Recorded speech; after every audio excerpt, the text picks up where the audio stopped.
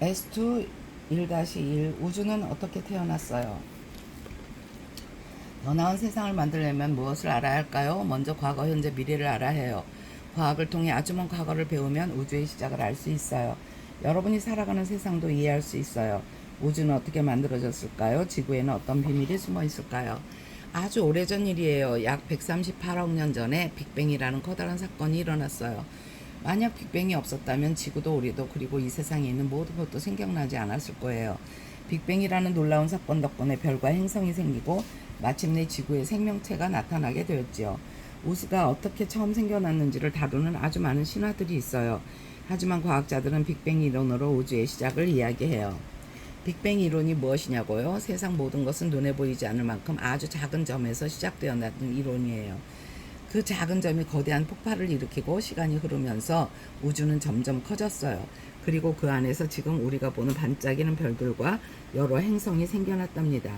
지금 이 순간에도 우주는 여전히 팽창하고 있다는 것을 알고 있나요? 우주는 신비로운 비밀들로 가득해요. 이 비밀들을 함께 찾아 떠나볼까요? 깜깜한 밤하늘을 올려다본 적 있나요? 마치 누가 반짝이를 부려놓은 것처럼 무수히 많은 별들과 은하수를 보았을 거예요. 이렇게 밤하늘을 가득 채운 수많은 별을 보고 있으면 문득 궁금해져요. 저 많은 별은 모두 어디에서 온 걸까요? 그리스 신화에는 어느 신이 우주를 만들었다고 이야기해요. 또 어떤 사람들은 우리 인간이 우주의 거대한 생명체 몸속에 사는 아주 작은 세포라고 말한답니다. 만약 그게 사실이라면 우리가 사는 지구는 그 커다란 생명체의 부분일지도 몰라요. 아주 재밌는 상상이죠. 하지만 많은 과학자들이 진짜라고 믿는 이야기는 바로 빅뱅 이론이랍니다. 한번 상상해 볼까요? 우주는 눈에 보이는 먼지보다도 훨씬 작은 점에서 시작했어요. 그러다 어느 순간 펑 하고 어마어마하게 큰 폭발이 일어났어요. 이 거대한 폭발 덕분에 오늘날 우리가 보는 모든 별과 행성들이 만들어졌답니다. 과학자들은 이 놀라운 폭발을 빅뱅이라고 불러요. 그럼 빅뱅으로 어떻게 별과 행성이 만들어졌을까요? 커다란 폭발로 우주에 흩어진 아주 작은 먼지와 가스 덩어리들이 시간이 흐르면서 서로 끌어당기며 뭉치기 시작했어요. 이렇게 뭉쳐진 덩어리들이 바로 반짝이는 별이 되고 또 우리가 살고 있는 지구 같은 행성이 된 거예요. 흔한 태양도 별이라는 사실을 알고 있나요? 그런데 왜 태양만 크고 밝게 보이는 걸까요? 그건 태양이 다른 별들보다 우리에게 훨씬 더 가까이 있기 때문이에요. 이렇게 우주는 신비롭고 놀라운 이야기로 가득하답니다. 빅뱅이라는 재미있는 이름은 어떻게 생겨난 것인가요? 아주 먼 옛날에는 넓은 우주가 아주 작은 점 하나에 모두 들어있었다고 해요. 그러던 어느 날 작은 점이 갑자기 펑 하고 폭발했어요. 그리고 커다란 풍선이 부풀어 오르는 것처럼 작은 점은 커졌어요. 이렇게 거대한 폭발로 우주가 시작되었기 때문에 이것을 빅뱅이라고 불러요. 서양에서는 펑 소리를 뱅이라고 표현하거든요. 빅뱅이라는 말을 들으면 무엇이 떠오르나요? 커다란 자동차 두 대가 쾅 부딪히는 소리 같다고요? 그런데 빅뱅은 훨씬 더 커다란 이야기예요. 드넓은 우주가 처음에 어떻게 만들어졌는지를 알려주는 아주 놀라운 이야기랍니다. 빅뱅이 일어나기 전에는 과연 무엇이 있었을까요? 상상하기 어렵다고요? 그땐 정말 아무것도 없었어요. 우리가 사는 지구도 밤하늘을 수놓는 별들도 물론 인간도 존재하지 않았어요. 온 세상은 끝없이 깜깜하고 아주 조용했어요. 그때 우리가 어땠는지 정확히 아는 사람은 아무도 없어요. 누구도 풀지 못한 신비로운 수수께끼랍니다. 약 138억 년 전에는 모든 우주가 모래알보다도 작은 점 하나에 꾹꾹 눌러 담겨 있었어요. 이 점은 상상할 수 없을 만큼 뜨겁고 단단했지요. 그러던 어느 날 갑자기 펑 하고 어마어마한 폭발이 일어났어요. 이것이 바로 우주의 시작, 빅뱅이에요. 폭발 때문에 뜨거운 알갱이들이 흩어지고 시간이 지나면서 솜사탕처럼 서로 뭉치기 시작했어요. 그리고 반짝이는 별과 우리 지구 같은 행성들이 되었답니다. 그리고 그때부터 지금까지 우주는 쉬지 않고 넓어지고 있어요. 그럼 지금 이 순간에도 새로운 별들이 태어나고 있을까요? 맞아요. 우주는 밤하늘에 반짝이는 새로운 아기 별들을 계속해서 만들어내고 있답니다. 우리가 살고 있는 아름다운 지구는 약 46억 년 전에 처음 태어났어요. 지구가 처음 만들어졌을 때는 지금과는 아주 다른 모습이었어요. 온통 뜨거운 먼지와 뿌연 가스로만 가득했지요. 풀 한 폭이 작은 벌레 한 마리도 살 수 없는 곳이었답니다.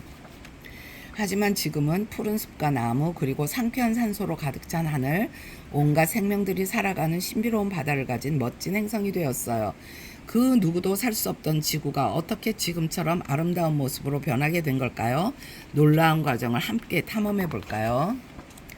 커다란 공룡들이 나타나기도 전 아주 먼 옛날 지구는 과연 어떤 모습이었을까요? 우리가 숨쉬는 공기와 시원한 물도 없었을까요? 그래요. 처음 태어났을 때 지구는 온통 뿌연 먼지와 뜨거운 가스로 뒤덮여 있었어요.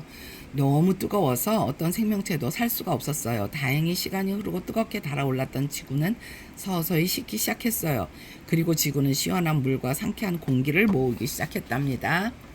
덕분에 드디어 생명체가 살 수 있게 되었어요. 시간이 더 흐르면서 지구는 생명이 살기 좋은 아름다운 곳으로 변해갔어요. 물속에서는 아주 작은 생명체들이 꼬물꼬물 움직이기 시작했고 파릇파릇한 식물과 키 큰 나무들이 쑥쑥 자라났어요. 온갖 시기한 동물들이 나타났고 마침내 우리 사람들도 지구에 등장하게 되었답니다. 이 모든 놀라운 일이 일어나기까지 약 10억 년이라는 긴 시간이 걸렸지요. 정말 대단하지 않나요? 앞으로 우리 지구에는 또 어떤 새로운 생명체들이 살게 될까요? 아주 먼 옛날에는 지금처럼 밤하늘에 반짝이는 별도, 행성도, 우리가 살고 있는 푸른 지구도 없었답니다. 온 세상이 텅 비어 있었어요. 하지만 지금 우리가 사는 지구를 한번 둘러볼까요? 다양한 인종의 사람들과 예쁜 꽃과 푸른 나무들, 그리고 셀 수 없이 많은 동물이 함께 살아가고 있어요. 빅뱅이 있고 난 후 뜨거웠던 지구가 서서히 식고 태양 주위를 빙글빙글 돌기 시작했어요. 시간이 흐른 후에 지구의 생명이 하나둘씩 나타나기 시작했답니다. 우리보다 훨씬 먼저 지구에 살았던 공룡은 어느 날 하늘에서 떨어진 커다란 운석 때문에 모두 사라졌다고 해요. 그리고 그 후에 지구에 사람이 나타났지요. 사람들은 어떻게 갑자기 나타나게 된 걸까요? 이 신비로운 수수께끼를 풀려면 아주 먼 옛날로 거슬러 올라가야 한답니다. 빅뱅이라는 거대한 폭발로 우주가 생겨났고 우리가 사는 지구도 그 넓은 우주 속에 만들어진 행성 중 하나였어요. 펄펄 끓던 지구가 아주 오래 시간이 걸쳐 서서히 식으면서 드디어 생명이 살기 좋은 아늑한 보금자리가 되었답니다. 상쾌한 공기와 시원한 물이 가득한 지구에 가장 먼저 나타난 생명체는 무엇이었을까요? 바로 우리 눈에 보이지도 않을 만큼 아주 작은 생명체들이 있었어요. 이 작은 생물들은 깊고 푸른 바닷속에서 처음 생겨났어요. 그리고 수백만 년이라는 긴 시간이 흐르는 동안 작은 생명체들은 조금씩 다른 모습으로 변해갔어요. 땅 위에는 파릇파릇한 식물들이 자라났고 바다와 육지에는 더욱 크고 다양한 동물들이 나타나게 되었죠. 그럼 혹시 우리 사람도 동물이 진화한 것일까요? 그래요. 아주 오랜 세월에 걸쳐 동물들도 작은 생물들처럼 계속해서 변하고 진화했어요. 그 과정에서 우리 인류가 탄생하게 된 것이랍니다. 그리고 지금 이 순간에도 인간은 조금씩 변하며 진화하고 있어요. 먼 미래 몇천 년이 지난 후에 맑은 밤하늘을 올려다봐도 수많은 별이 보석처럼 반짝일 거예요. 빛나는 별들은 모두 어디에서 온 걸까요? 이 넓고 넓은 우리 우주는 어떻게 처음 만들어진 것일까요? 지구의 생명이 어떻게 나타나고 지금 모습으로 변해왔는지 알아보도록 해요.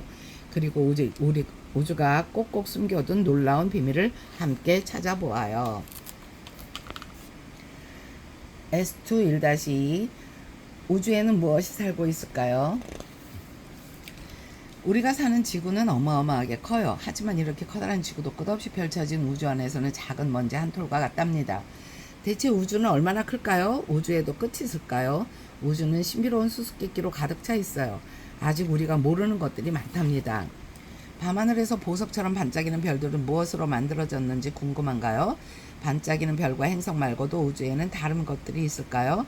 지금부터 우주가 품고 있는 놀라운 비밀을 밝히러 탐험을 떠나보아요. 반짝이는 별들 너머에는 무엇이 있을까 궁금한 적이 있나요? 끝없이 넓은 하늘을 보고 있으면 우리가 정말 작은 존재처럼 느껴질 때가 있어요. 밤하늘을 가로지르는 빗줄기를 본 적 있나요? 빛의 정체는 바로 유성이에요. 별똥별이라고 부르기도 하죠. 우주를 여행하던 작은 돌멩이나 먼지 조각이 지구의 공기 속으로 슝 들어오면서 활활 타올라 빛을 내는 것이랍니다. 우주의 작은 돌멩이가 지구에 떨어질 때 혹시라도 유성에 맞을까봐 걱정할 필요는 없어요. 지금까지 별똥별에 맞은 사람은 딱 한 사람뿐이었으니까요. 다행히 크게 다치지 않고 무사히 살아남았답니다. 우리가 매일 보는 커다란 태양도 별일까요? 물론이에요. 우주에 떠있는 모든 것을 천체라고 하는데 그 중에서 스스로 활활 타올라 빛을 내는 천체를 별이라고 해요. 이글이글 타오르는 태양도 스스로 빛을 내니까 당연히 별이랍니다. 지구에서 보면 별들은 늘 같은 자리에서 반짝이는 것처럼 보여서 항성이라고 부르기도 해요. 그런데 다른 별들이 태양보다 훨씬 작게 보이는 이유를 알고 있나요? 그건 다른 별들이 태양보다 우리에게서 아주 멀리 떨어져 있기 때문이에요. 빛나는 별 주변을 빙글빙글 도는 친구들이 있어요. 이 친구들을 행성이라고 해요. 그럼 행성들은 우리가 사는 지구와 비슷하게 생겼을까요? 어떤 행성들은 지구처럼 발을 디딜 수 있는 단단한 암석으로 이루어져 있어요. 또 어떤 행성들은 완전히 다른 모습이기도 합니다. 우리가 속한 태양계에는 개성이 넘치는 8개의 행성이 살고 있어요. 지구처럼 딱딱한 땅을 가진 행성을 지구형 행성이라고 해요. 반대로 몸집은 크지만 푹신한 가스로 가득 차 있는 행성을 목성형 행성이라고 한답니다. 그럼 우주에는 별과 행성만 있을까요? 그렇지 않아요. 훨씬 더 신기한 것들이 많아요. 블랙홀에 대해 들어본 적 있나요? 블랙홀은 세상의 모든 것을 꿀꺽 삼켜버리는 아주 강력한 힘을 갖고 있어요. 세상에서 가장 빠른 빛도 블랙홀에 빨려 들어가면 다시는 빠져나올 수 없죠. 빛도 사라져버리니 블랙홀을 우리는 눈으로는 직접 볼 수는 없어요. 우주는 우리의 상상을 뛰어넘는 놀라운 것들로 가득 차 있답니다. 우리가 매일 아침 만나는 태양이 별이라는 것을 알고 있나요? 밤하늘에 반짝이는 별들과 태양은 똑같은 친구랍니다. 그런데 왜 태양만 크고 눈이 부시게 밝은 걸까요? 게다가 우리에게 따뜻한 온기를 보내주면서 말이에요. 태양은 다른 별들보다 우리 지구와 아주 가까이 있어서 훨씬 더 크고 뜨겁게 느껴지는 거예요. 우주에는 태양보다 더 크고 뜨거운 별들도 많아요. 하지만 우리는 별의 온기를 느낄 수 없어요. 별은 작은 점으로 보일 뿐이에요. 그 이유는 바로 거리 때문이에요. 다른 별들은 까마득히 먼 곳에 있어서 태양처럼 크고 뜨거워도 우리 눈에는 작은 점처럼 보이는 것이랍니다. 활활 타오르는 별들은 뜨거운 가스로 가득한 아주 거대한 공과 같아요. 가스의 대부분은 수소로 이루어져 있죠. 태양 주위를 8개 행성이 사이좋게 도는 것처럼 멀리서 반짝이는 별들의 주위에도 행성들이 뱅글뱅글 돌고 있을까요? 행성을 가진 별도 있고 혼자 외로이 살아가는 별도 있어요. 우주는 우리가 상상할 수 없는 신비로운 일들로 가득해요. 행성 어딘가에는 생명체가 살고 있을지도 몰라요. 외계인이 정말로 존재할 수도 있답니다. 다른 별들은 지구와 얼마나 멀리 떨어져 있을까요? 저 멀리 반짝이는 다른 별들 곁에도 우리가 사는 지구 같은 행성들이 있을까요? 궁금증이 솟아나지 않나요? 깜깜하고 넓은 우주에는 별과 뜨거운 태양, 그리고 우리 지구 같은 행성들 말고 또 다른 것이 있을까요? 저 멀리 다른 행성에도 우리와 닮은 생명체가 살고 있을까요? 아직은 밝혀내지 못한 우주의 신비가 많아요. 앞으로 열심히 연구해서 알아내야 하죠. 하지만 지금까지 발견한 놀라운 것들도 정말 많답니다. 우주에는 긴 꼬리를 뽐내며 밤하늘을 멋지게 여행하는 혜성이 있어요. 아기별들이 태어나는 성운과 별똥별이라고 부르며 우리가 소원을 비는 유성도 우주에 살고 있죠. 지금부터 우리가 발견한 우주의 보물들을 함께 탐험해 보도록 해요. 하늘을 올려다보면 밤에는 달과 별이, 낮에는 태양이 보여요. 하지만 우주에는 멋진 행성들이 많이 있답니다. 훌라후프 같은 고리를 가진 토성도 있고 행성 주위를 도는 위성도 있지요. 혹시 긴 꼬리가 달린 혜성에 대해서도 들어본 적 있나요? 혜성은 얼음과 먼지로 만들어진 우주의 여행가예요. 태양 주위를 돌면서 빛나는 긴 꼬리를 남기며 멋지게 여행하죠. 하늘의 구름처럼 생긴 성운도 빼놓을 수 없어요. 늙은 별이 마지막 힘을 다해 펑 폭발하면서 먼지와 가스가 우주로 퍼지면서 멋진 성운이 만들어져요. 그리고 솜사탕 같은 성운 속에서 새 별들이 태어난답니다. 우주에는 힘이 센 진공청소기 같은 블랙홀도 있어요. 모든 것을 끌어당기는 블랙홀의 중력은 상상할 수 없을 만큼 강해요. 세상에서 가장 빠른 빛도 한 번 잡히면 절대로 빠져나올 수 없답니다. 우주에는 아직도 우리가 발견해야 할 놀라운 것들이 많이 숨겨져 있어요. 생각만 해도 가슴이 두근거리지 않나요? 풀짝, 우리가 제자리에서 점프하면 언제나 땅으로 다시 내려와요. 그런데 무엇이 우리를 하늘로 떠오르지 않도록 꽉 붙잡는 걸까요? 그건 중력이라는 보이지 않는 힘 때문이에요. 중력은 지구가 우리를 꼭 껴안듯이 우리를 지구 쪽으로 끌어당겨요. 그리고 중력은 우주에서도 중요한 일을 하죠. 행성들을 단단히 붙잡아서 태양 주위를 사이좋게 돌 수 있게 해주거든요. 만약 중력이 어느 날 사라진다면 세상은 어떻게 될까요? 아마 길가의 강아지도 자동차와 집까지 모두 솜털처럼 하늘로 둥둥 떠오를 거예요. 농구공을 튕기면 공은 왜 항상 하늘로 날아가지 않고 바닥으로 다시 떨어질까요? 그것도 바로 중력 때문이에요. 지구가 커다란 자석처럼 세상의 모든 것을 지구의 중심으로 끌어당기는 힘을 중력이라고 해요. 그래서 우리가 우주 비행사들처럼 두둥실 떠다니지 않는 거예요. 우주에는 중력이 거의 없어서 모든 것이 둥둥 떠다닌답니다. 중력이 없는 세상은 매우 불편할 거예요. 우리는 땅에 영영 내려오지 못하고 하늘을 날아다닐 거예요. 재밌을 것 같다고요? 햄버거와 피자, 심지어 물도 둥둥 떠다녀서 제대로 먹지도 마시지도 못할 거예요. 중력이 있어서 지구의 모든 것이 제자리로 돌아올 수 있는 것이랍니다. 달이 달아나지 않고 지구 주위를 도는 것도 중력 때문일까요? 그래요. 지구의 중력이 마치 투명한 밧줄처럼 달을 꼭 잡고 있어서 달이 지구 주위를 빙글빙글 돌 수 있어요. 그런데 장소마다 중력의 크기가 달라요. 달의 중력은 지구 중력의 6분의 1밖에 되지 않거든요. 지구가 우리를 끌어당기는 힘이 달보다 6배나 더 세다는 뜻이에요. 만약 여러분이 달에 가서 높이 뛰기를 하면 어떨까요? 지구보다 6배나 더 높이 껑충 뛰어오를 거예요. 하지만 태양의 중력은 지구보다 200배도 넘게 강해요. 태양은 강력한 중력으로 태양 주위를 도는 행성들이 길을 잃지 않고 다른 곳으로 날아가지 않도록 꽉 잡아서 지켜주고 있어요. 밤하늘 저 너머에 있는 우주는 얼마나 클까요? 우주는 우리가 상상하는 것보다 훨씬 더 광활해요. 끝을 찾을 수 없을 만큼 말이에요. 우리가 알고 있는 우주의 모습은 우주의 아주 작은 부분일 뿐이에요. 과학자들은 우주망원경으로 우주를 관찰하고 우주선을 타고 다른 행성을 탐사하기도 해요. 하지만 아직 우리가 찾아내야 할 비밀들이 많이 남아 있어요. 저 멀리 반짝이는 별 어딘가에 우리와 이야기를 나눌 수 있는 친구들이 살고 있을까요? 아직 아무도 본 적 없는 새로운 은하들이 우리를 기다리고 있지는 않을까요? 우주는 신비롭고 놀라운 이야기로 사람들을 부르고 있어요. 1-3 해와 별은 어떻게 태어났을까요? 우리가 상상할 수도 없는 먼 옛날 우주에서 태양과 많은 별들이 태어났어요. 그때 우주는 가스와 먼지 구름으로 가득 차 있었어요. 어느 날이었어요. 구름 속에 있던 작은 알갱이들이 자석처럼 서로 끌어당기며 하나로 뭉치기 시작했어요. 덩어리는 점점 더 커지고 뜨거워졌어요. 그리고 마침내 밝게 빛나는 별들이 태어났지요. 태양도 그 중에 하나예요. 태양은 우리에게 많은 도움을 주고 있어요. 한여름 낮에 뜨겁고 밝게 빛나는 태양을 본 적 있죠? 이렇게 환한 태양은 어디에서 온 걸까요? 그리고 밤하늘을 수놓은 별들은 어떻게 만들어진 걸까요? 아주 오래전 우주는 지금과 다른 모습이었어요. 커다란 가스와 먼지 구름으로 가득 차 있었지요. 그런데 긴 시간이 흐르자 구름 속에 있던 작은 알갱이들이 모이기 시작했어요. 서로를 끌어당기며 만나면 꼭 끌어안으며 달라붙었죠. 알갱이들은 점점 커졌어요. 그리고 점점 뜨거워지고 밝게 빛나더니 구름 한가운데에서 커다란 불꽃이 활활 타올랐어요. 드디어 태양이 태어난 거예요. 그럼 별도 태양처럼 생겨난 것일까요? 그래요. 밤하늘의 별도 가스와 먼지 구름 속에서 태어났답니다. 우리가 살고 있는 지구 같은 행성들은 어떻게 생겨난 걸까요? 태양이 태어난 후에 주변에 남아있던 작은 먼지와 가스 조각들은 다시 뭉치기 시작했어요. 몸집이 점점 커지더니 행성들이 만들어졌어요. 우리가 살고 있는 지구도 바로 이렇게 태어났어요. 만약 태양이 없었다면 지구와 다른 행성들 그리고 우리도 이 세상에 나타나지 못했을 거예요. 태양은 우리에게 아주 중요한 별이에요.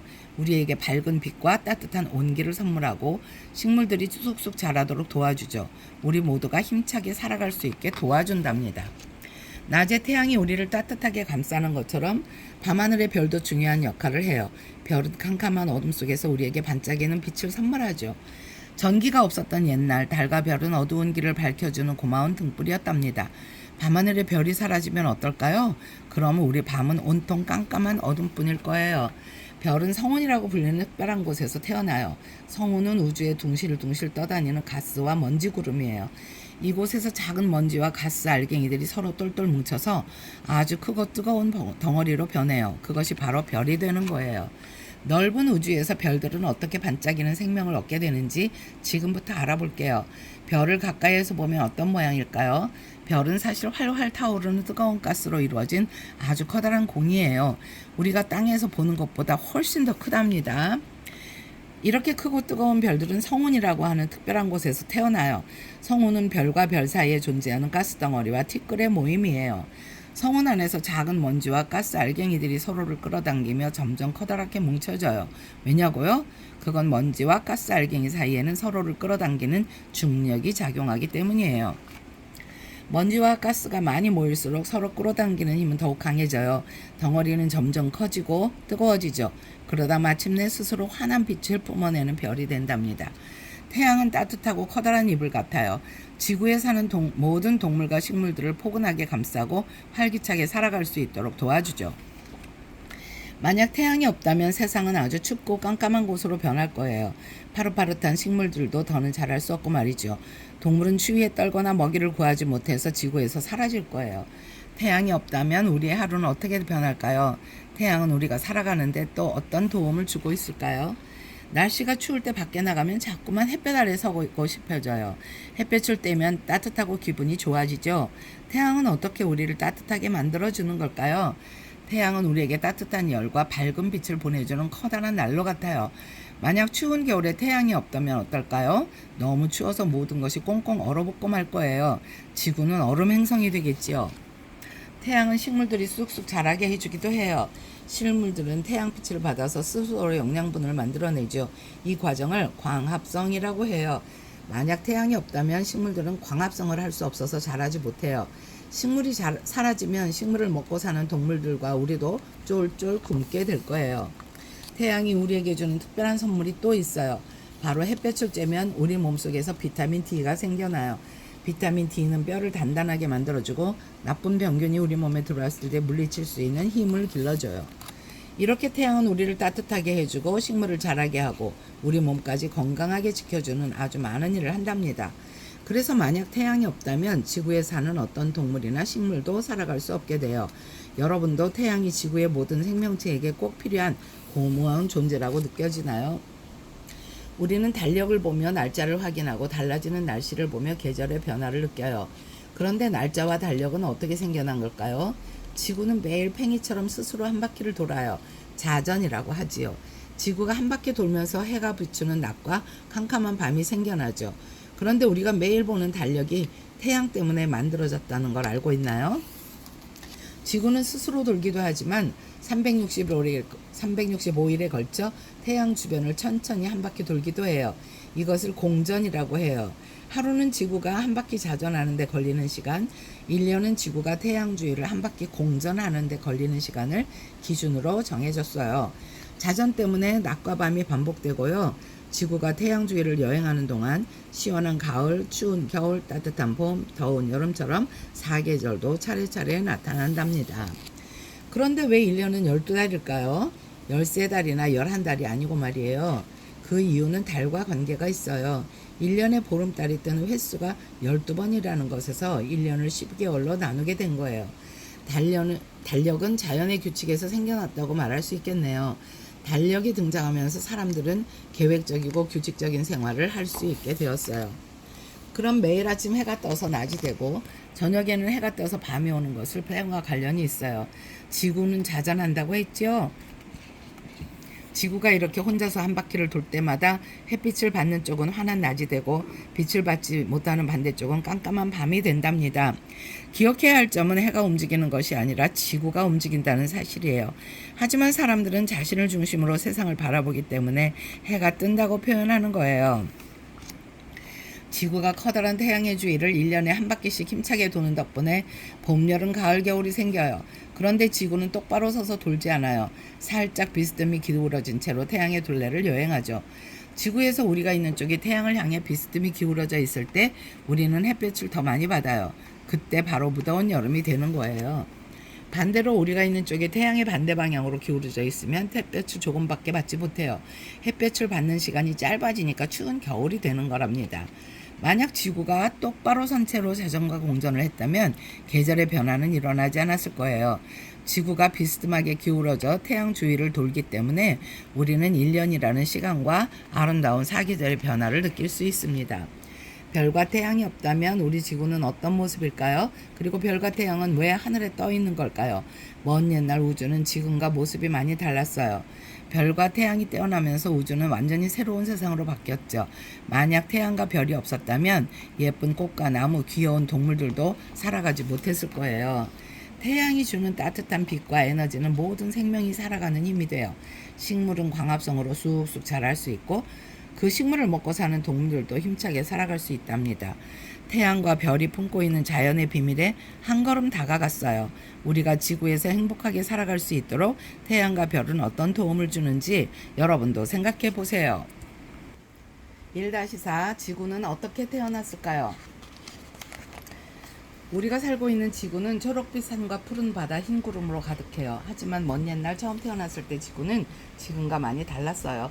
커다랗고 뜨거운 불덩어리 같았거든요. 게다가 뜨거운 용암도 흘러내렸고 화산에서 나온 수증기와 먼지로 공기는 매우 탁했어요. 당연히 생물도 없었죠. 그 긴 시간이 지나자 뜨거웠던 지구는 천천히 식어갔어요. 용암은 단단하게 굳어서 땅이 되고 비가 내려서 바다가 만들어졌지요. 그리고 마침내 바닷속에서 아주 작은 생명체들이 나타나기 시작했어요. 텅 비어있던 지구가 생명이 가득한 행성이 된 거예요. 어떻게 이런 일이 일어난 걸까요? 지구의 비밀을 함께 알아볼까요? 파란 하늘과 찰랑이는 파도, 부드러운 모래사장을 보면 지구가 정말 아름답게 느껴져요. 그런데 처음부터 지구가 아름다웠냐고요? 그렇지 않아요. 사실 오래전 지구는 화산이 폭발하고 용암이 흘러넘치는 무서운 곳이었답니다. 그런데 어떻게 지금처럼 아름답게 변한 걸까요? 시간이 흐르면서 뜨거웠던 지구가 천천히 식어갔기 때문이에요. 뜨거운 용암은 단단하게 굳어 울퉁불퉁한 땅이 되었고 하늘에서는 수십만 년 동안 비가 내려 바다를 만들었죠. 바다가 생기면서 물속에서 작은 생명체들이 나타났어요. 바로 미생물이었어요. 미생물은 지구에 나타난 최초의 생명이에요. 그런데 어느 날 미생물이 놀라운 일을 하기 시작했어요. 깨끗한 산소를 뿜어내서 지구의 공기를 맑게 만든 거예요. 지구에는 상쾌한 공기가 점점 많아졌어요. 바다와 강, 깨끗한 공기 덕분에 지구에게는 싱그러운 풀과 나무들이 쑥쑥 자라기 시작했어요. 그리고 얼마 후에는 동물들도 나타나면서 지구는 생명이 가득한 행성이 되었답니다. 지구는 생물을 환영하듯 점점 살기 좋은 곳이 되었어요. 한때는 공룡이 지구의 주인이었던 적도 있답니다. 그런데 어느 날 하늘에서 커다란 소행성이 날아와 지구와 부딪혔어요. 땅이 흔들리고 흙먼지가 하늘로 피어올라 태양을 가렸어요.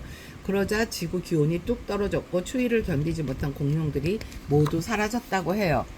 공룡은 사라졌지만 새로운 동식물들이 나타나 허전해진 지구를 채웠어요.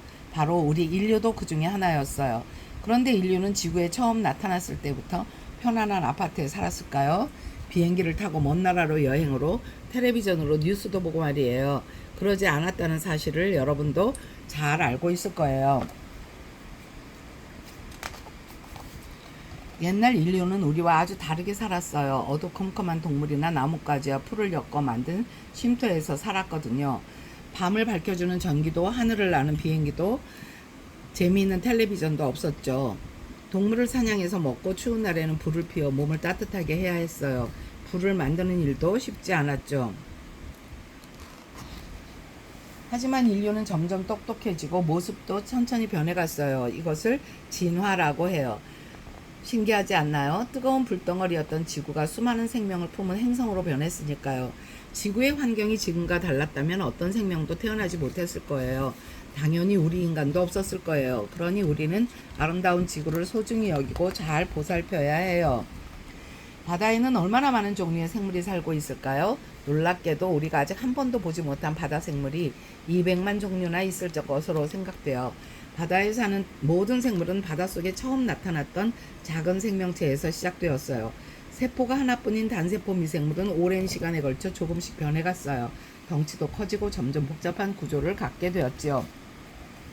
그렇게 물고기가 되고 해파리가 되기도 했죠. 상어와 단단한 등껍질을 가진 거북이처럼 저마다 다른 생물로 멋지게 진화했답니다.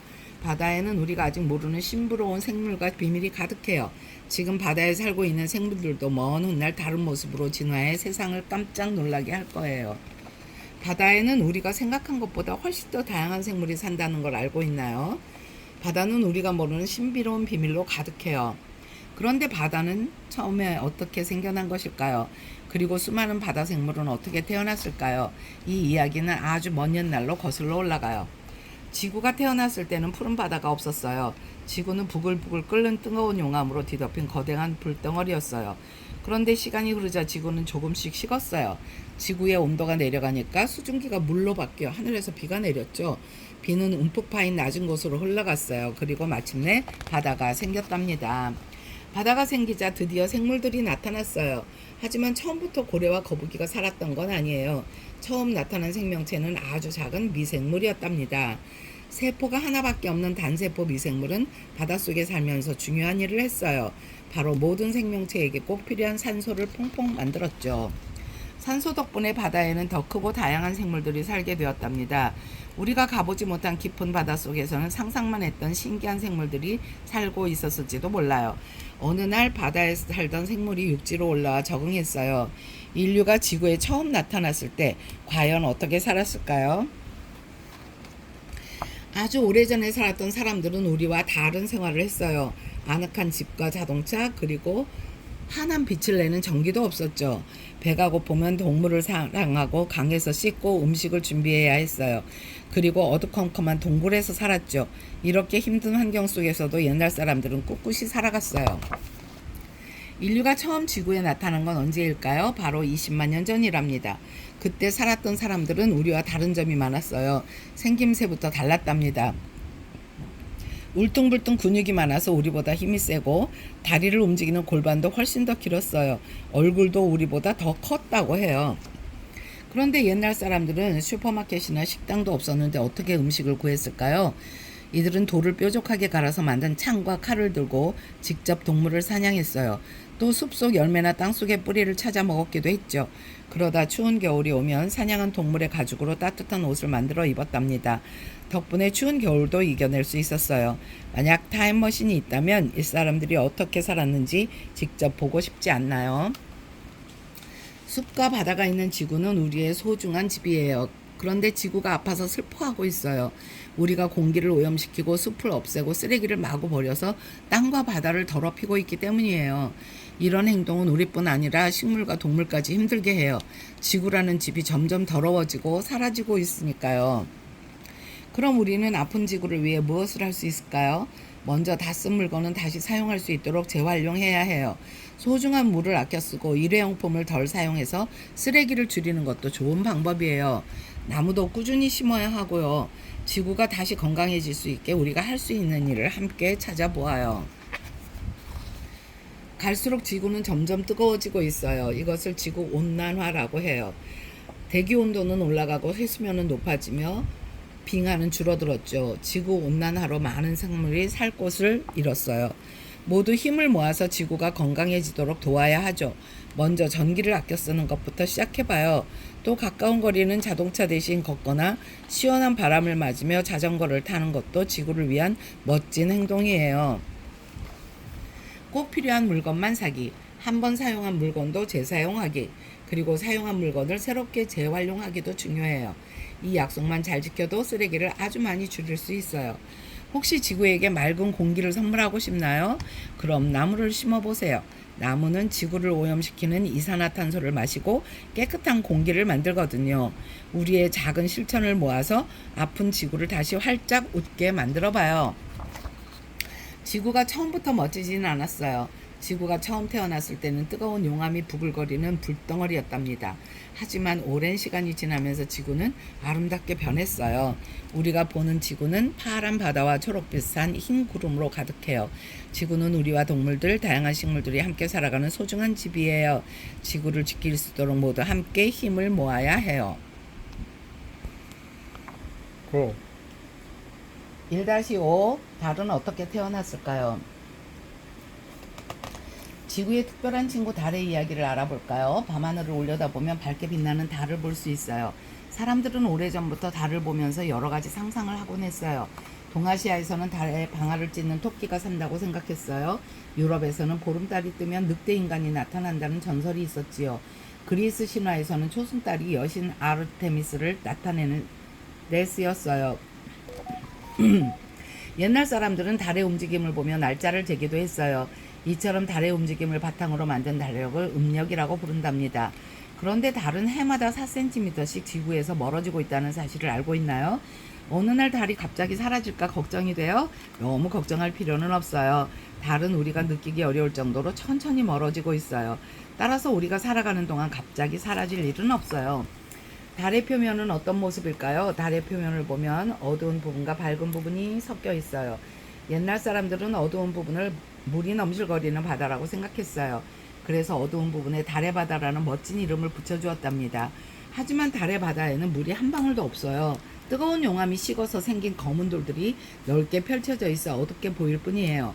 반대로 환하게 빛나는 부분은 달의 육지라고 불리는 달의 바다보다 높은 지대예요. 달의 표면에는 동그란 구덩이가 아주 많아요. 이런 구덩이를 크레이터라고 해요. 크레이터는 우주를 떠돌던 운석이 다리 표면에 콩 부딪혀서 생긴 상처예요.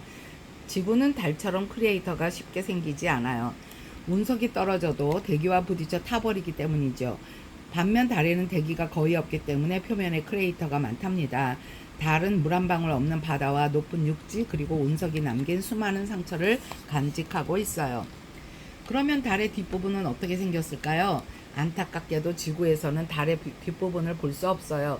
그 이유를 살펴볼게요. 지구나 달 같은 천체가 다른 천체 주위를 도는 일을 공전이라고 해요. 또한 천체가 스스로 도는 일을 자전이라고 하죠. 달과 지구는 모두 자전을 하고 있어요. 또한 달은 지구 주위를 공전하며 지구는 태양 주위를 공전하지요. 여기서 달이 지구 주위를 공전하는 데 걸리는 시간과 자전하는 데 걸리는 시간이 같아요. 그래서 달은 항상 한쪽 면만 지구를 향한 채로 하늘에 떠 있답니다. 달은 처음에 어떻게 생겨났을까요? 수많은 과학자가 그 이유를 거대 충돌 이론으로 설명해요. 약 45억 년 전 지구가 아기 행성이었을 때 커다란 천체 하나가 우주를 여행하다가 지구와 쾅 부딪히고 말았어요. 그때 지구의 조각들이 우주로 튀어나가 버렸어요.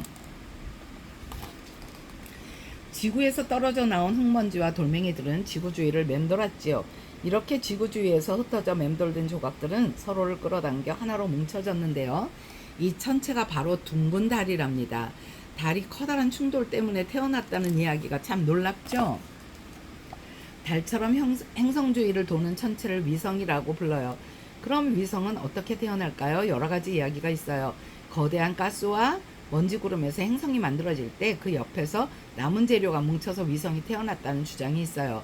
또 우주를 떠돌던 소행성이 행성 옆을 지나가다 행성의 강력한 중력에 붙잡혀서 위성이 되었다고도 해요.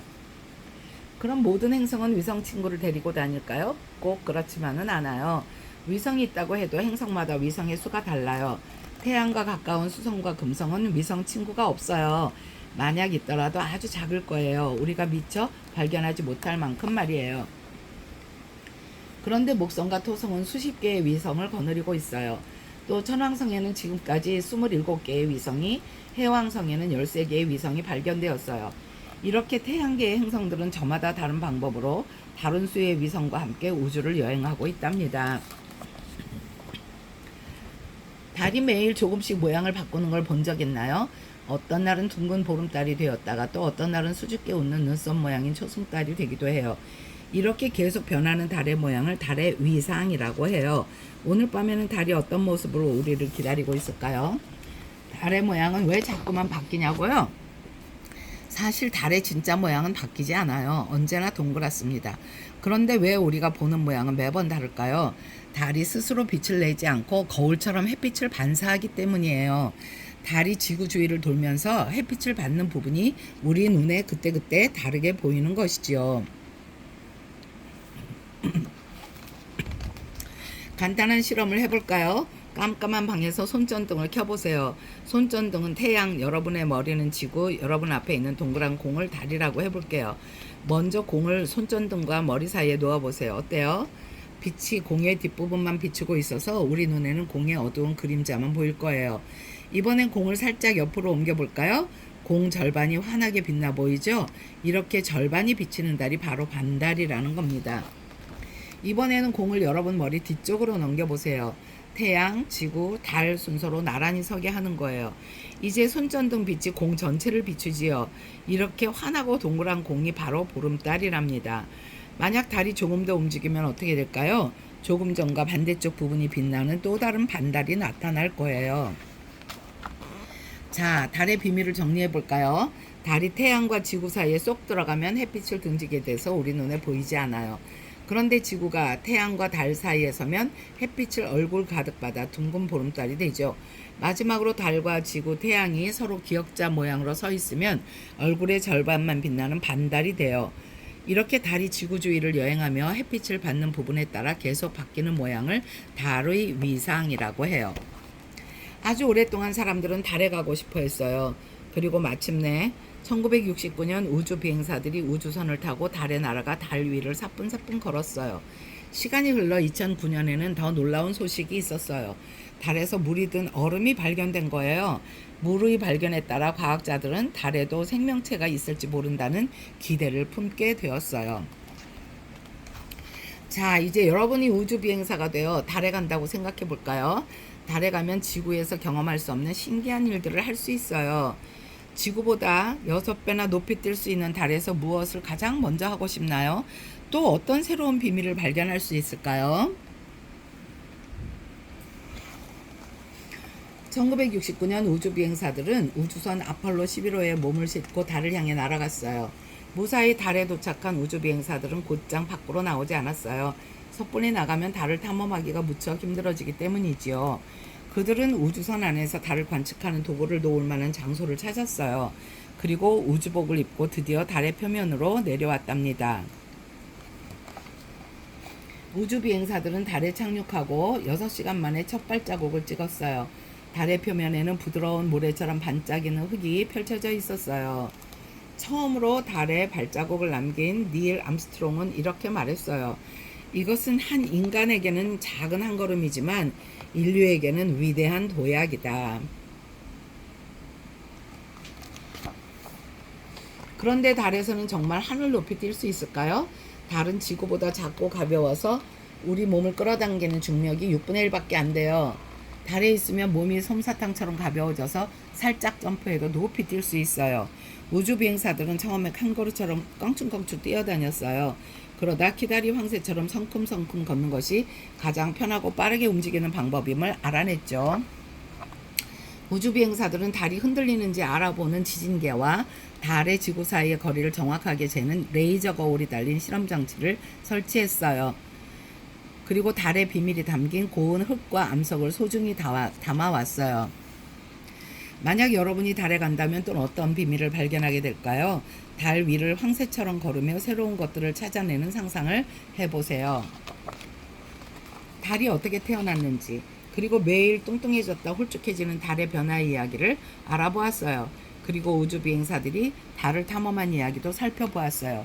우주는 아직 우리가 모르는 알쏭달쏭한 비밀로 가득해요. 만약 여러분이 달에 여행을 간다면 무엇을 가장 먼저 찾아보고 싶나요? 달은 아직 우리가 찾아내지 못한 수많은 이야기를 담고 있답니다. 1-6 지구의 공기는 어떻게 만들어졌을까요? 지구가 처음 태어났을 때는 부글부글 끓는 뜨거운 별이었어요. 그때 지구는 생물이 살아갈 수가 없었답니다. 그런데 시간이 흐르면서 마법 같은 일이 일어났어요. 상쾌한 산소가 생겨난 거예요. 산소가 생겨난 이후로 지구에는 식물과 동물을 비롯한 수많은 생물이 살아갈 수 있게 되었어요.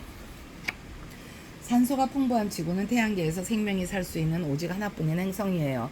그런데 신선한 산소는 대체 어디서 왔을까요? 지구의 공기는 무슨 역할을 할까요? 지금부터 하나씩 알아보아요.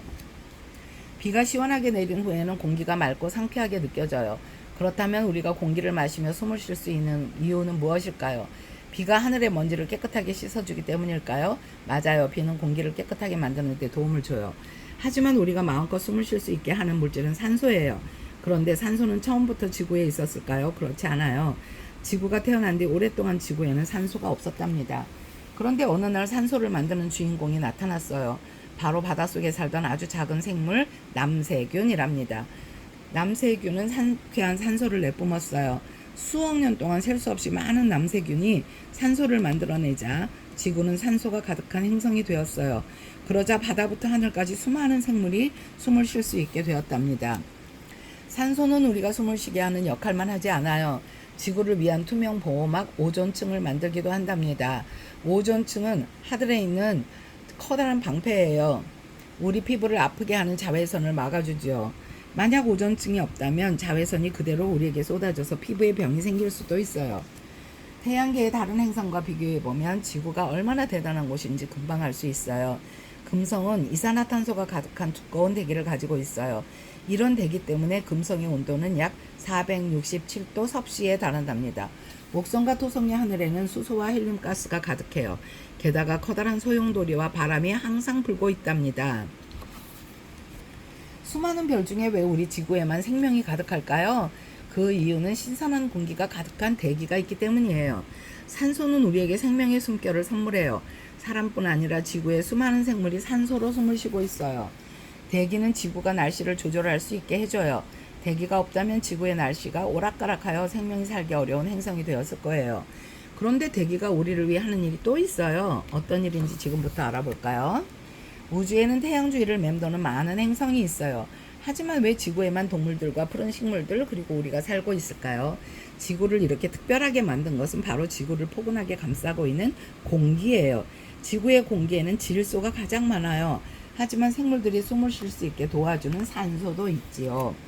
그런데 공기는 단지 숨을 쉬게 하는 물질이 아니에요. 공기는 지구가 아주 덥거나 춥지 않게 온도를 딱 알맞게 조절해 준답니다. 만약 지구에 공기가 없었다면 지구는 물 한 방울 없는 메마른 사막이 되어버렸을 거예요.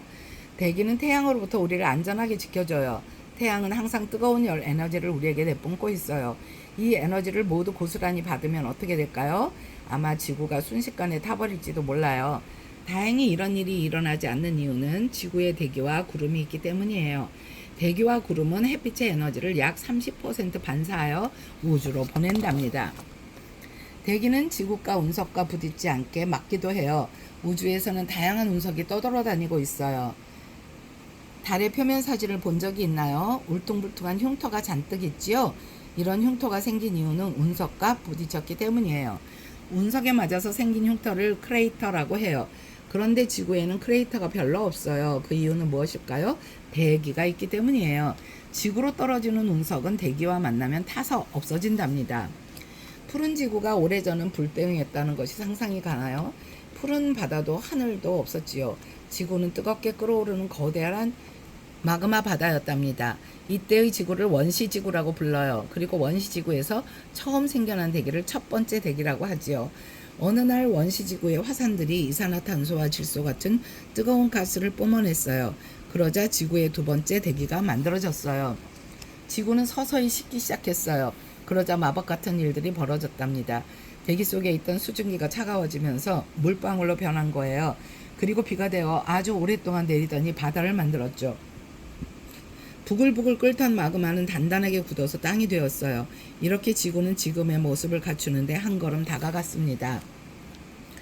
지구에 땅과 바다가 만들어졌지만 아직 한 가지가 부족했어요. 바로 우리가 마음껏 숨쉬는 데 필요한 신선한 공기예요. 지구의 첫 번째와 두 번째 대기에는 산소가 없었어요. 산소가 가득한 세 번째 대기가 생긴 이후에 지구는 지금의 모습에 다다를 수 있었어요. 만약에 세 번째 대기가 없었다면 숲도 동물도 그리고 우리도 지구에 태어날 수 없었을 거예요. 그런데 산소를 누가 어떻게 만들어냈을까요? 바로 먼 옛날 바닷속에 살던 아주 작은 남세균이에요. 바닷속의 남세균은 오랜 시간에 걸쳐 산소를 만들어냈어요. 남세균이 만든 산소는 처음에 바닷물을 채우고 나중에는 하늘로 올라갔어요. 그렇게 하늘 가득 산소가 채워졌답니다. 드디어 세 번째 대기가 완성된 거예요. 그렇다면 남세균이 지구에 최초로 생겨난 생물일까요? 그렇지 않아요. 남세균이 나타나기 이전에도 지구에는 조그마한 생물들이 살고 있었어요. 다만 이 생물들은 산소로 숨을 쉬지 않았어요. 이렇듯 산소 없이 숨을 쉬는 생물을 혐기성 생물이라고 해요. 반대로 산소로 숨을 쉬는 생물을 호기성 생물이라고 하죠. 우리 같은 사람을 비롯해서 우리에게 친숙한 개와 고양이 같은 동물, 민들레와 소나무 같은 식물은 모두 호기성 생물이랍니다. 남세균이 등장한 뒤 혐기성 생물은 점점 호기성 생물에게 밀려나고 말았어요. 혐기성 생물에게 산소는 독약이나 마찬가지였기 때문이죠. 반대로 호기성 생물은 혐기성 생물보다 신나게 지구에서 날뛸 수 있었어요. 호기성 생물이 혐기성 생물보다 더 에너지를 많이 낼 수 있었기 때문이에요. 그렇게 지구는 다양한 호기성 생물이 가득한 세상이 되었어요. 하지만 혐기성 생물이 사라진 것은 아니에요. 아직도 우리가 보지 못하는 곳에서 살아가고 있답니다. 세 번째 대기가 생겨난 이후 생물들은 마음껏 산소를 마시며 숨을 쉬었어요. 그런데 여기서 한 가지 이런 궁금증이 들지 않나요? 그렇게 산소를 많이 마시는데 왜 지구의 산소는 사라지지 않고 그대로일까요? 바로 광합성 때문이에요. 광합성이 무엇인지 간단히 살펴볼까요? 광합성은 미생물과 식물이 햇빛의 에너지와 이산화탄소를 빨아들이고 영양분을 만드는 현상이에요. 이때 영양분을 만들면서 산소를 내뿜는답니다. 여기서 우리는 재미있는 사실을 한 가지 더 알 수 있어요. 생물은 숨을 쉴 때 산소를 마시고 이산화탄소를 내뿜어요. 미생물과 식물은 광합성 과정에서 이산화탄소를 빨아들이고 산소를 내뿜지요. 이렇게 생물들은 서로 필요한 물질을 주고받으며 살아간답니다. 지금까지 지구의 대기가 어떻게 만들어졌는지, 대기는 무슨 역할을 하는지, 대기에 산소가 어떻게 생겨났는지를 알아보았어요. 공기는 눈에 보이지도 냄새가 나지도 않아요. 하지만 공기가 우리 주변에 있다는 사실은 금세 알 수 있어요. 후 하고 숨을 들이마실 때 코나 입으로 들어오는 바람이 바로 공기예요. 우리는 평소에 공기의 존재 자체를 별로 생각하지 않고 살아요. 하지만 공기가 사라지거나 오염된다면 어떨까요? 숨을 쉴 수 없어서 무척 힘들 거예요. 길가의 꽃도 시원한 그늘을 만들어주는 나무도 살 수 없어요. 공기는 우리에게 정말 소중한 물질이랍니다. 1-7 지구 속에는 무엇이 들어있을까요? 놀이터에서 모래를 파면 딱딱한 돌멩이나 흙이 나와요. 그런데 삽으로 파는 것보다 훨씬 깊이 들어가면 무엇이 기다리고 있을까요? 우리가 발을 딛고 서 있는 지구 안쪽은 어떻게 생겼을까요? 혹시 지구가 커다란 풍선처럼 생겨서 땅을 깊이 파면 펑 하고 터져버리지 않을까요? 재미있는 상상이지만 다행히 지구는 풍선이 아니에요. 아무리 깊이 들어가도 터지지 않는답니다. 지구는 커다란 양파 같아요. 껍질을 벗겨도 또 다른 껍질이 나오는 양파처럼 여러 겹으로 되어 있죠. 지구는 4개의 층으로 나눌 수 있어요. 가장 먼저 지구를 둘러싼 껍데기 층은 지각이에요. 그 아래에는 아주 두껍고 뜨거운 멘틀이 있답니다. 멘틀보다 깊은 곳으로 들어가면 뜨거운 액체 금속이 가득한 외핵을 만날 수 있어요. 그리고 마침내 지구의 가장 중심에는 단단한 내핵이 자리 잡고 있답니다. 그럼 지구를 이루는 4개의 층을 하나씩 알아볼까요? 지구의 가장 바깥쪽 얇은 껍데기를 이루는 층을 지각이라고 해요. 우리 주변에서 보이는 돌과 흙이 바로 지각에서 나온 것이죠. 우리의 눈에 보이는 지각은 엄청나게 커요. 굉장히 넓고 아무리 파도 끝을 알기가 어렵지요. 하지만 지구 전체로 보면 사과 껍질처럼 아주 얇은 부분에 불과해요. 지각은 대륙 지각과 해양 지각으로 나눌 수 있어요. 대륙 지각은 우리가 밟고 서 있는 땅, 해양 지각은 바다의 밑바닥을 생각하면 돼요. 단 대륙붕처럼 해안선 근처의 바닷물에 잠긴 땅 일부는 대륙 지각에 들어가요. 지각은 여러 개의 판으로 이루어져요. 판은 계속 움직이고 있는데 판끼리 부딪히는 부분에서 산이 생기거나 화산 폭발 지진이 일어나기도 해요. 해양 지각은 대륙 지각보다 지구 표면을 더 넓게 채우고 있어요. 지구 표면의 약 30%는 대륙 지각, 70%는 해양 지각이랍니다. 지각 아래에는 멘틀이라는 층이 있어요. 우리가 서 있는 지각 아래부터 깊이 약 2,900km까지 뻗어 있는 지구에서 가장 크고 두꺼운 층이죠. 멘틀은 지구 전체 부피의 약 80%를 차지할 만큼 아주 거대한 층입니다. 그런데 멘틀은 무엇으로 이루어졌을까요? 멘틀은 감람석, 반려암을 비롯한 다양한 암석과 광물로 이루어졌어요. 멘틀을 이루는 물질은 너무 뜨겁기 때문에 딱딱하게 굳어 있지 않고 천천히 움직이고 있답니다. 얼마나 뜨겁냐고요? 멘틀의 가장 낮은 온도는 약 500도 섭씨, 높은 온도는 약 섭씨 4000도예요. 물에 끓는 점인 섭씨 100도의 5배 이상으로 뜨거운 셈이죠. 정말 상상도 할 수 없을 만큼 뜨겁죠. 멘틀의 온도는 아래로 갈수록 뜨거워요. 그리고 이런 온도 차이 때문에 멘틀은 끊임없이 흘러요. 앞에서 말한 지각의 움직임이 이러한 멘틀의 흐름 때문에 생기는 현상이에요. 또한 멘틀 윗부분의 마그마는 지각이로 솟구치기도 하는데 이 현상이 바로 화산 폭발이랍니다. 이렇듯 멘틀은 눈에 보이지 않는 곳에서 아주 바쁘게 일을 하고 있어요. 뜨거운 멘틀을 뚫고 더 깊이 들어가면 무엇이 나타날까요?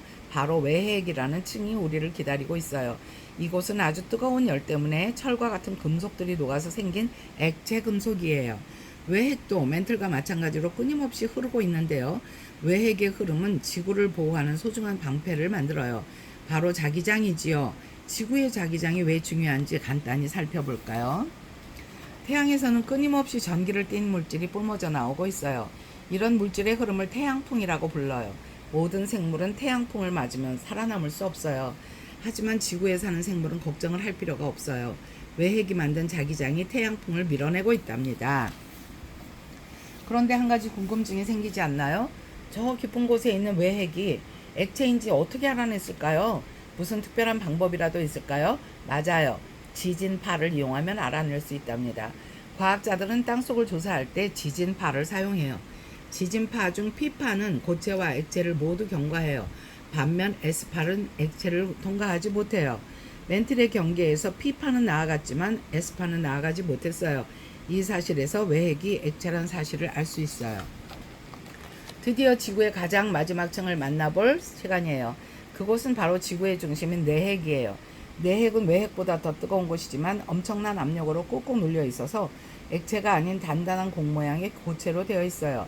물론 내핵이 고체라는 사실 또한 앞에서 설명한 지진파를 이용해 확인할 수 있어요. 지진파인 P파는 고체에서 빠르게 나아가고 액체에서 느리게 나아가는데요. P파의 속도는 액체에서 느려지다가 내핵에서 빨라진답니다. 반짝반짝 빛나는 보석을 좋아하나요? 우리 지구에는 아름다운 보석이 많습니다. 투명하게 빛나는 다이아몬드, 불꽃처럼 빨간 루비는 많은 사람의 사랑을 받는 보석이에요. 그런데 예쁘고 영롱한 보석들은 어디에서 왔을까요? 보석 상점에서 만드는 걸까요? 놀랍게도 보석은 바로 우리가 살고 있는 지구, 그것도 아주 깊고 뜨거운 땅속에서 오랜 시간에 걸쳐 만들어진 특별한 돌이랍니다. 빛 한 점 들어오지 않는 땅속에서 찬란하게 빛나는 보석이 생겨난다는 사실이 무척 신기하지요? 지금부터 지구의 땅속에 숨겨진 보석을 알아봐요. 반짝이는 다이아몬드 목걸이를 본 적 있나요? 다이아몬드는 세상에서 가장 단단하고 아름다운 보석이에요. 그런데 이토록 예쁜 빛을 뿜어내는 다이아몬드는 도대체 어디에서 만들어질까요? 바로 땅속 아주 깊고 뜨거운 멘틀이에요. 그럼 다이아몬드가 어떻게 만들어지는지 알아볼까요? 멘틀은 엄청난 힘으로 안에 있는 모든 것을 꾹꾹 누르고 있어요. 강한 압력과 뜨거운 열 속에서 탄소 원자가 모여 반짝이는 다이아몬드가 된답니다. 그런데 깊은 곳에서 만들어진 다이아몬드는 어떻게 세상 밖으로 나올까요?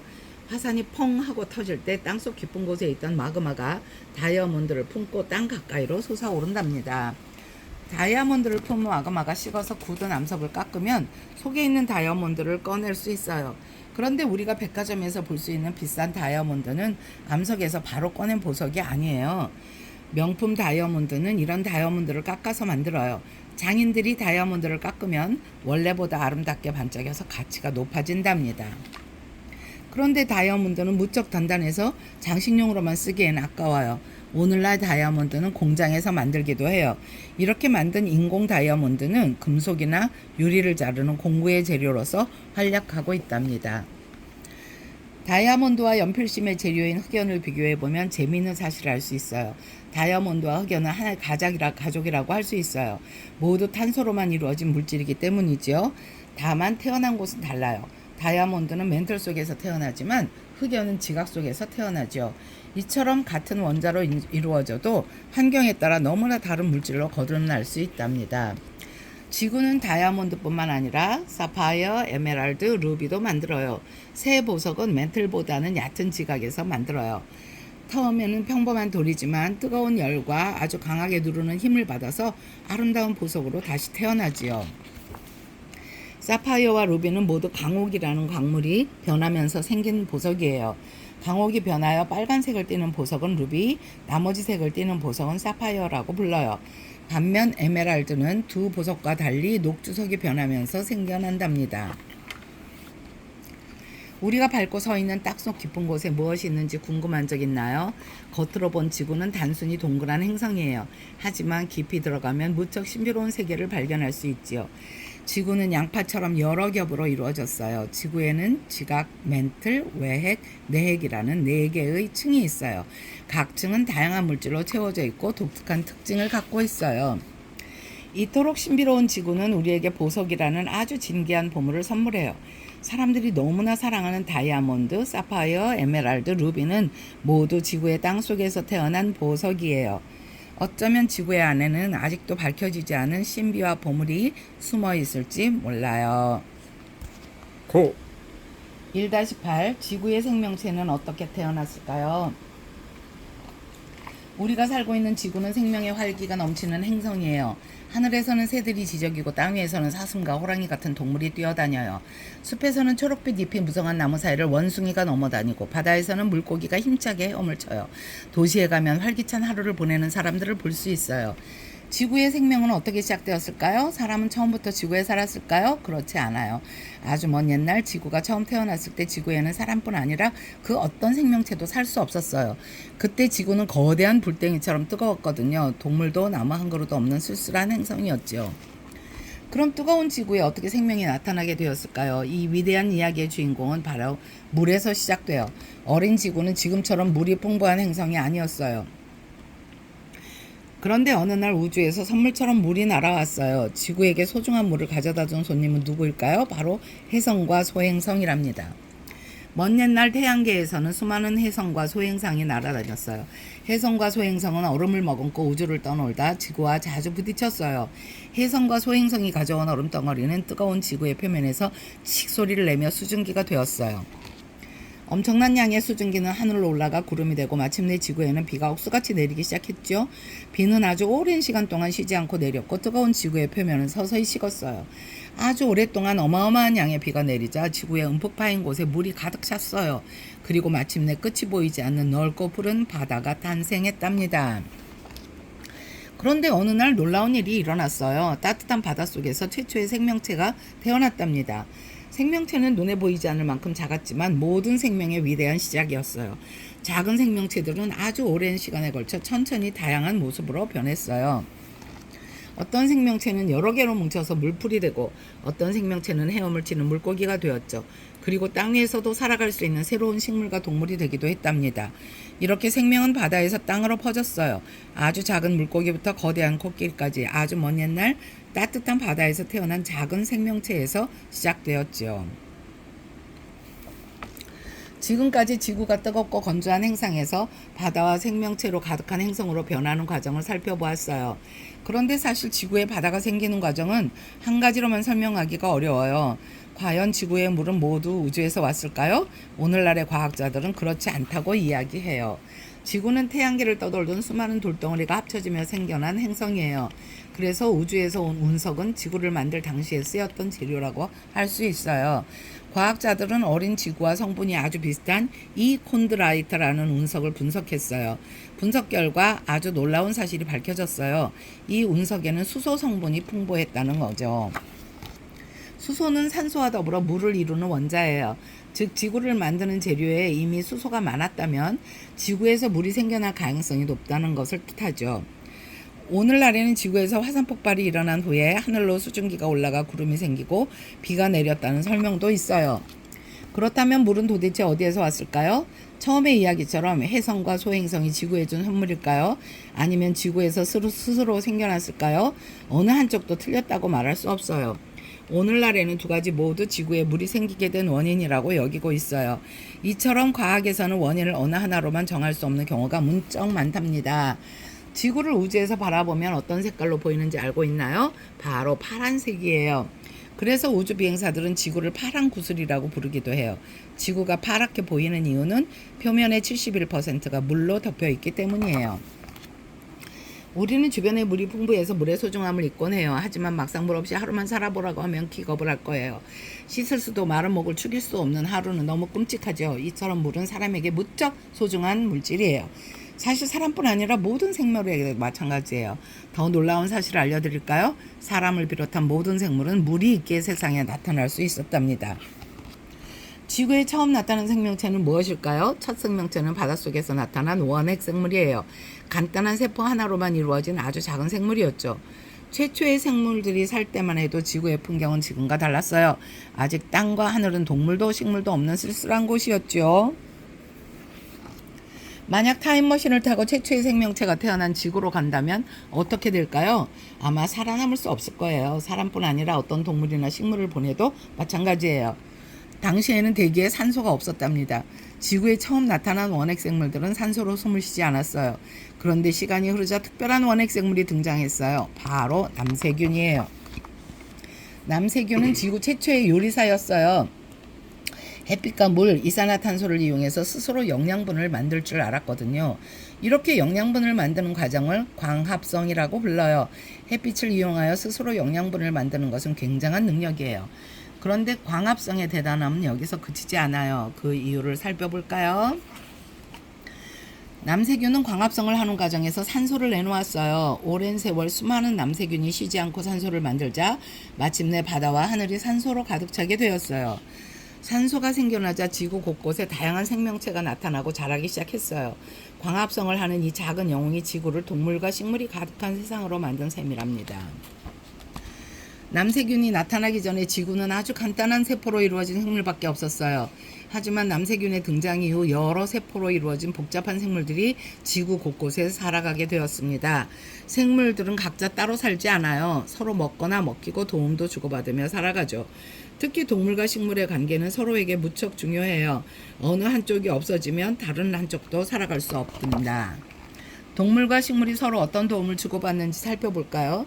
식물은 남세균처럼 광합성을 하며 영양분을 만들 줄 알아요. 하지만 동물은 스스로 영양분을 만들 수가 없지요. 그래서 동물은 식물을 먹으며 영양분을 얻어요. 게다가 식물이 광합성을 하며 산소를 내놓기에 동물은 숨을 쉬며 살아갈 수 있어요. 또한 나무는 숲속의 동물들에게 무척 중요한 장소예요. 새가 둥지를 틀거나 다람쥐가 쉴 수 있는 집이 되어준답니다. 그럼 동물은 식물에게 어떤 도움을 줄까요? 동물이 숨을 쉬면 몸에서 이산화탄소가 나와요. 이산화탄소는 식물이 영양분을 만드는 재료가 되지요. 식물은 움직일 수 없기 때문에 스스로 번식을 하기가 어려워요. 동물은 식물의 번식을 돕는 훌륭한 도우미가 되어줘요.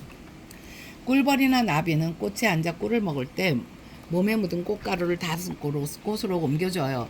이렇게 곤충이나 다른 동물의 도움으로 꽃가루 바지를 하면 식물은 열매를 맺고 씨앗을 만들 수 있어요. 열매는 새의 맛있는 먹이가 되는데요. 새가 열매를 먹고 널리 날면서 씨앗을 배설하면 그 자리에서 새로운 나무가 자라나요. 이렇게 동물과 식물은 서로를 돕는 멋진 팀이랍니다.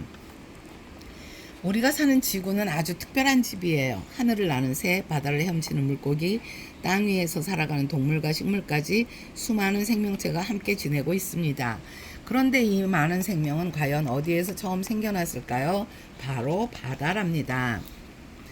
바다에서 태어난 최초의 생명체는 점차 다양하게 변하여 온 지구를 생명이 가득한 행성으로 만들었어요.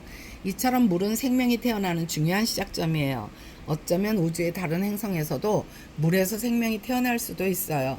그래서 새로운 행성을 연구하는 과학자들은 물의 발견을 무척 중요하게 생각한답니다. God bless you.